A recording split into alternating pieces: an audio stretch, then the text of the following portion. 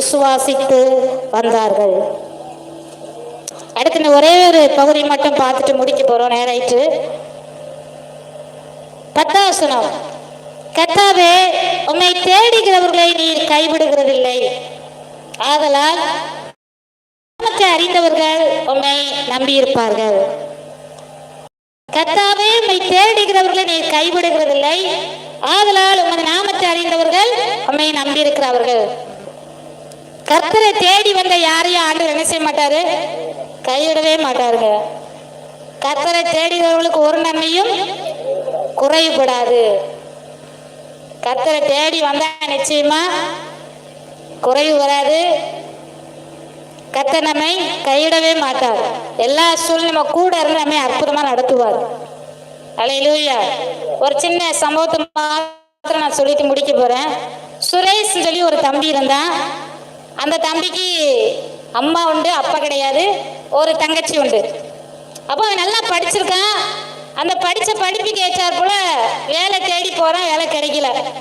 உடனே அம்மா கஷ்டப்படுறத பார்த்துட்டு சரி கிடைக்கிற வேலையை இப்போதைக்கு பார்த்துட்டு அப்புறம் ட்ரை பண்ண அப்படின்னு சொல்லிட்டு பார்க்கும்போது அவனுக்கு பியூன் வேலை தான் கிடைக்குது. நல்லா படிச்சிருக்கான், ஆனால் கிடைக்கிற வேலையும் பியூன் வேலை தான். அப்போ அந்த ஒரு கம்பெனிக்கு போகிறான், அங்கே கிடைச்சிட்டு அந்த கம்பெனியில் மேனேஜர் ரிட்டையர்ட் ஆகி போயிட்டாரு. அசிஸ்டன்ட் மேனேஜர் தான் எல்லாத்தையும் பார்த்துட்டு இருக்கிறாரு. பியூனா போய் சேர்றான். ஃபைலெல்லாம் பார்த்துட்டு நல்லா படிச்சிருக்க, போய் இந்த பியூனுக்கு வந்திருக்க, நீ சாப்பாட்டுக்கு வழி இல்லைன்னு நினைக்கேன், பார்த்தாலே தெரியுது, அதுக்கு தான் நல்லா படிச்சிருந்தும் பியூன் வேலைக்கு வந்திருக்க அப்படின்னு சொல்லி ஒரு மாதிரி அவனை ஏளனமாக பேசினான். இன்னொன்று, அந்த கம்பெனியில் அந்த மேனேஜர் ரிட்டையர்ட் ஆனதுனால அசிஸ்டன்ட் மேனேஜர் இருக்கிறனால அங்கே வந்து எல்லாமே எப்படின்னா எல்லாமே தப்பாக தான் நடக்கும். லஞ்சம் வாங்குவாங்க, தப்பாக கணக்கு காமிப்பாங்க, இந்த மாதிரி நடந்துக்கிட்டே இருக்கு. அப்போ அந்த பியூனா வேலை செஞ்ச அந்த பையனை பார்த்துட்டு அந்த மேனேஜர் சொல்றாரு, எப்பா நீ காலையில் 9 மணிக்கு வந்தேன்னா நைட்டு 9 மணி வரை கம்பெனி வேலை பார்த்தா ஆகணும். உனக்கு நாங்கள் கொடுக்குற வேலை மாத்திரம் இல்லை, இங்கே பெர்சனல் வேலையும் நீ தான் பார்க்கணும். அங்கே இருக்கிற ஸ்டாஃப் எல்லாருமே எல்லா தனிப்பட்ட வேலைகள் இருக்கும்ல, அவங்க வேலையும் இவன் தான் பார்க்கணும் அப்படின்னு சொல்லி ரூல்ஸ்லாம் சொல்லுவாங்க.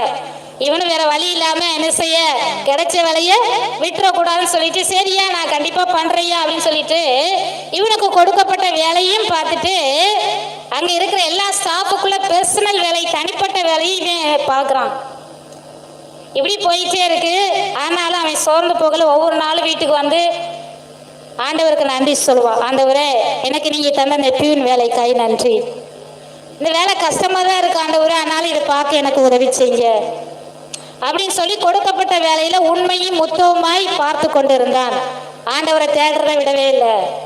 பியூன் வேலை தான் கிடைச்சிருக்கு, ஆண்டவருக்கு நன்றி செலுத்துறத விடல, ஆண்டவரை தேடுறதையும் விடல. நீங்க இந்த வேலையை தந்ததற்காய் நன்றி, இந்த வருமானத்தை தந்ததற்காய் நன்றி அப்படின்னு சொல்லி இன்னும் தர போறதற்காய் நன்றி சொல்லி கர்த்தரை ஒவ்வொரு நாளும் தேடி ஜெபம் பண்ணிட்டு தான் வேலைக்கு போவோம். இப்படியா இருக்கும்போது ஒரு நாள் மேலிடத்துல இருந்து ஒரு ஃபோன் கால் வருது அசிஸ்டன்ட் மேனேஜருக்கு. மேனேஜரை நாங்கள் போட்டுட்டோம், நாளைக்கு வந்து ஜாயின் பண்ண போறாரு அப்படின்னு சொன்ன உடனே அந்த அசிஸ்டன்ட் மேனேஜருக்குலாம் என்ன வந்துட்டு கறி கலங்கிட்டு, ஐயோ மேனேஜர் போட்டுவிட்டாங்களா, இனி நம்ம ஒண்ணுமே செய்ய முடியாத, தப்பு பண்ண முடியாத, பணம் எடுக்க முடியாத, ரிப்போர்ட்லாம் தப்பா கொடுக்க முடியாத, அவர் வந்து கரெக்டாலாம் இருப்பாரு அப்படின்னு சொல்லி அவருக்குள்ள பயம் வந்துட்டு அவனுக்கு கீழே இருக்கிற ஸ்டாஃப் எல்லாருமே பயந்து நடுங்குறாங்க. உடனே மறுநாள் மேனேஜர் வராரு. அவர் வர்றதுக்கு முன்னாடி இவங்களாம் ஆயத்தமா இருக்கிறாங்க, மாலையெல்லாம் ரெடியா வச்சுட்டு அவங்களும் நடுங்கி நிற்காங்க. புது மேனேஜர் வராரு, என்ன கேட்க போறாரு தெரியலையே, கணக்கெல்லாம் கேட்பாரு, நான் எப்படி நான் சொல்ல போறேன்னு தெரியலையே, எதுவுமே சரியில்லையே, எல்லாம் தப்பா பண்ணி வச்சிருக்கோமே, என்ன செய்ய எது செய்ய தெரியலையே அப்படின்னு சொல்லிட்டு பயந்துகிட்ட நடுங்கிக்கிட்டு என்ன பண்றாங்க, அந்த மேனேஜரை ரிசீவ் பண்றதுக்காக மாலையை தூக்கிட்டு வராங்க. கார்ல இருந்து கோட்டு சூட்டு போட்டுட்டு வராரு அந்த பியூனு மேனேஜராக. அல்லேலூயா.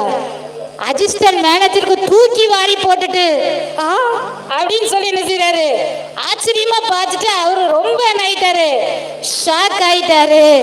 அப்ப நேரா அவர் என்ன பண்றாரு, அவர் பியூனா இருக்கும்போது தொடச்சிட்டு இருந்தாரு, அதே டேபிள்ல அவர் மேனேஜராய் போய் உட்காரும்படி கர்த்தர் அவனை உயர்த்தினார். அல்லேலூயா.